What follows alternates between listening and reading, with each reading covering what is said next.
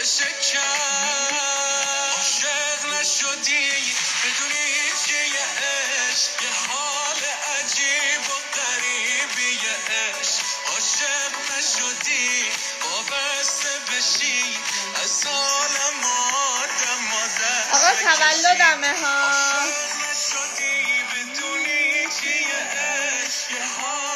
عجیب و غریبیه عشق عاشق نشدی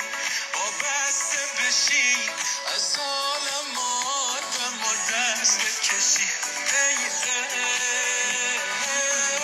بچه من شب تولدم اساسا دارم درس میخونم فردا امتحان دارم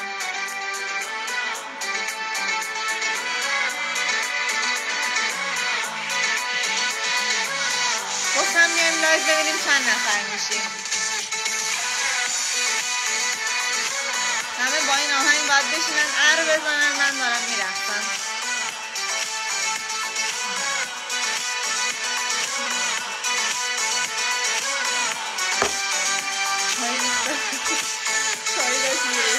امشب به سرم زدی گفتم که خبر دار تا 880 تا هم رفتیم کامنت ها رو بستیم همه رفتن بچه بیادم هم داریم آخه نمیشه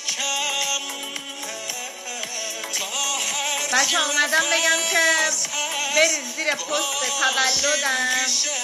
یعنی کامنت بذارید لایک کنید شیر کنید اشتراک بذارید که همین امشب پست میلیونی بشه